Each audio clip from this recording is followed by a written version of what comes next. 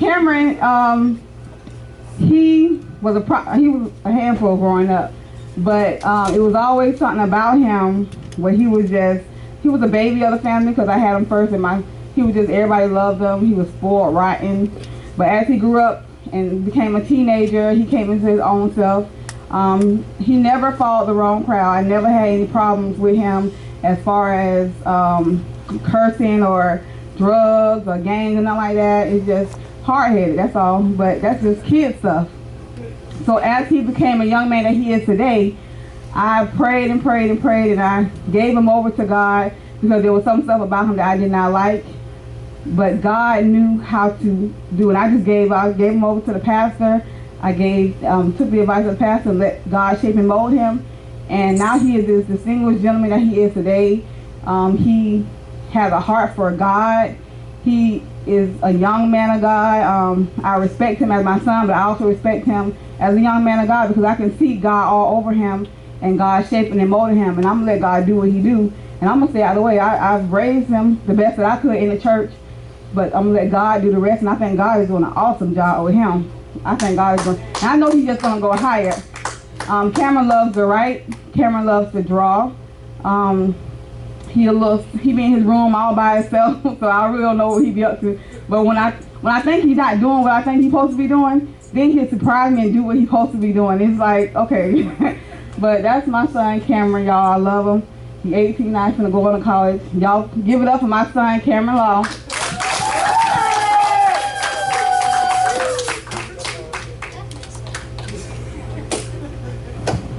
Thank you, Mom, for that. Thank you, Mom, for that announcement. How everybody doing this evening?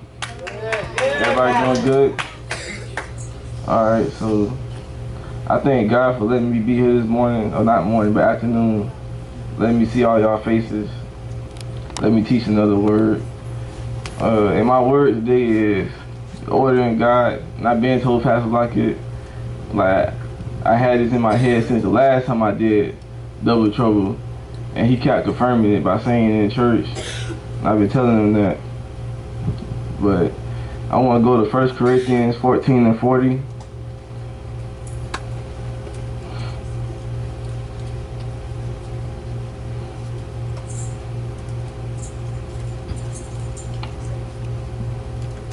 And this says, let all things be done decently and in order.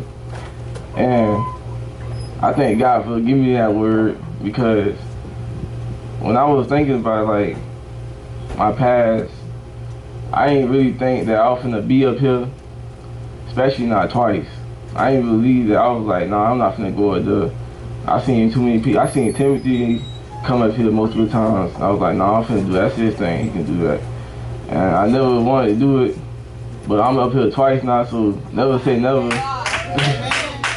And I want to tell y'all how I came out and how God had put order in my life. It was that time when we went to Alabama. I didn't even want to go to that, to be honest. I wanted to go to my grandma's house.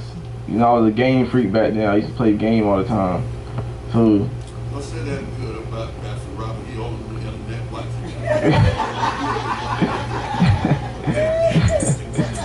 But we went to Alabama, and I remember like it was yesterday, and the Pastor Roberts, thank him, and he was asking everybody, do they need prayer? And while I was waiting in line, my stomach, I had butterflies. I was like, man, I was nervous because this man telling everybody what they doing in life and how they doing it and what's going on in their life. I had butterflies. And I wasn't even finna go up for prayer. I just seen everybody else go up, so I just went. You know how you just follow people? That's how it was. I just went up because they went up. So I was like, all right, I'm finna do this. But the whole time I was in the line, I was nervous. My stomach was, I had butterflies in my stomach. Then I came up to him. He said, what you nervous about? I was like, how you? I was shocked because I was like, how you know that? I ain't even say, I ain't had no, I just walked up to him normally. He was like, what you nervous? He was like, what you nervous about? I just looked down like a little strange face, like dolls when he look at you like, that's how I looked down, like, how you knew that? And then he was like, So you like to, like he just read my mind completely. He was like, so you like to write songs and poems and you like to draw. I was like, yes, yes sir. Well, how you know this? He was like, that sound like God. I was like, yes sir. And then he was like, I see you like writing songs for your church and stuff. And then Pastor Lockett, he needed people to write songs. And I came back. And I said, I'll do it. I'll just write songs. And nobody else ain't do it. And the pastor already said that I like to write poetry, so I might always just do it for good use, like he said. So I started doing it for good use. I started writing songs for the church. That's why I'm glad I did that, by the way. Because the guy, he used me to write songs. And not everybody want to write songs. I thank God for that. Aaron writing songs, David writing songs. I thank God for that. And I thank God for letting me use me to do that. And then I also thank God for letting me be an armor bearer for Pastor Lockett. Like, I love Pastor Lockett to death.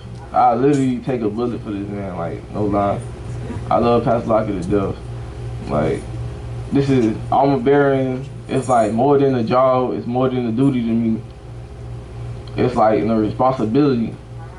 And it's something I have to do, because the job and the duty, you can just do it, halfway do it, or you can just do it and not do it. It's like a job, like you go on and off like a schedule. But I feel like I'm supposed to do this no matter what. Cause I wrote my name on the contract to do this. So I thank God for letting me be his armor bearer, and using me and teaching me the way. I've been telling him things I've been seeing and stuff, and he know off the spot. He's like, this and that, this and that. I can't tell y'all what I be seeing, because y'all might think I'm crazy or something like that. So I'll just leave that between me and Pastor Lockett.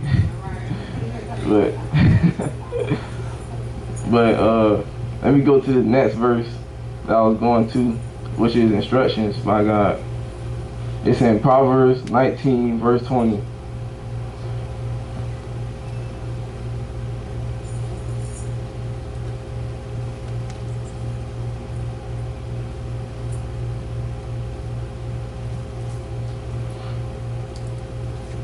And it says, hear counsel and receive instructions, that thou mayest be wise in thy latter end.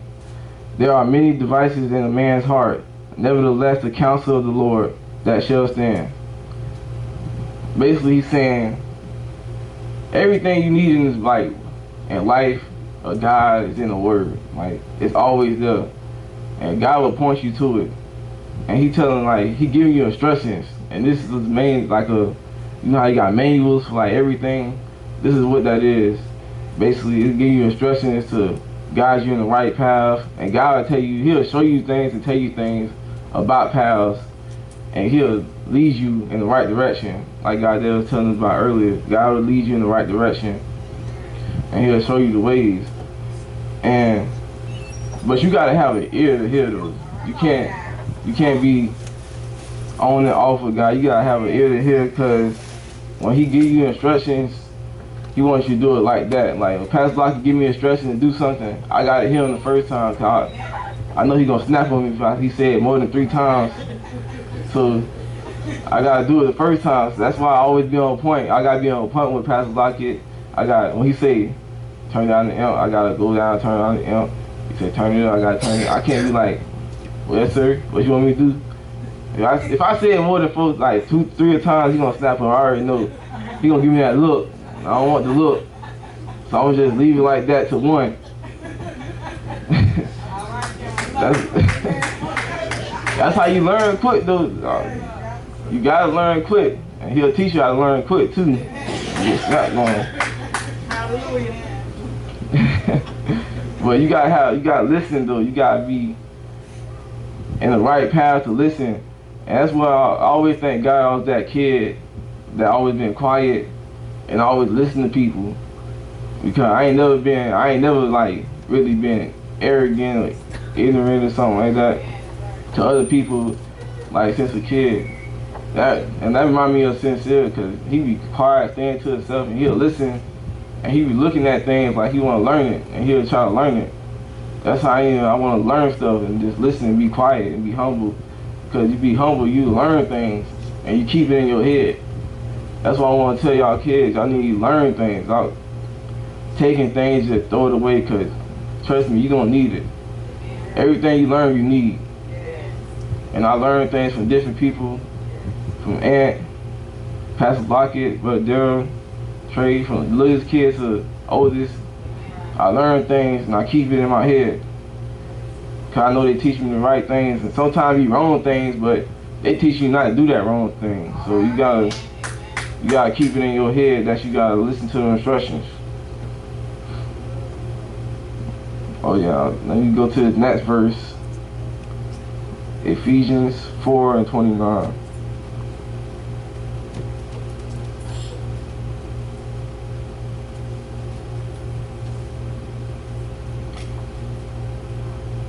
It says, let no corrupt communication proceed out of your mouth, but that which is good to the use of edifying, that it may minister grace unto the hearers. You gotta listen, but you also gotta speak right. I can't come up here and be cussing to y'all, cause I don't, to me, like Pastor Lockett said, I don't know how people sleep and say some words to people, like teach them a word, but send them to hell. I can't teach y'all stuff and send y'all to hell, cause that would be a big old bear, like a weight on my shoulder, and I don't want that. I thank God for using me to do this, cause I gotta teach people.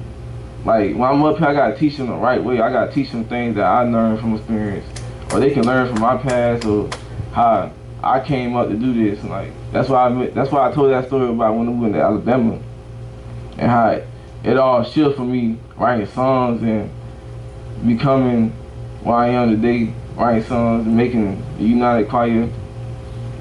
And I thank God for letting me make the United Choir, because it wasn't easy at first. I'm telling you, it wasn't easy. I told Pastor Lockett about it. He was like, okay, you gotta do it. I had people tell me different, had me do it, and they ain't do it. Then I was like, forget, I'm gonna do it myself. Then I told them people that Tuesday, I said, meet me on Wednesday at 7:30 to do this United Choir. And they came, people that wanted to come came, people that didn't, they just stayed home. But I ain't mad at them, you know.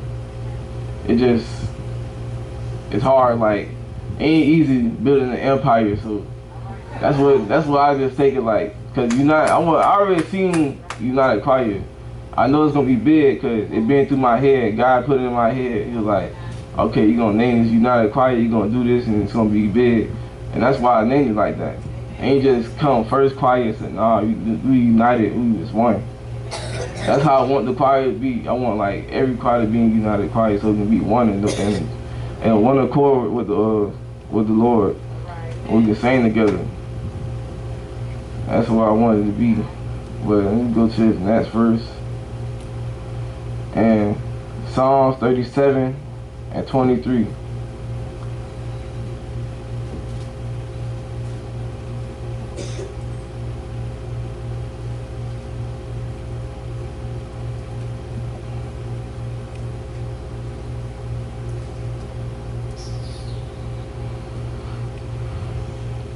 The steps of a good man are ordered by the Lord, and he delighted in his way.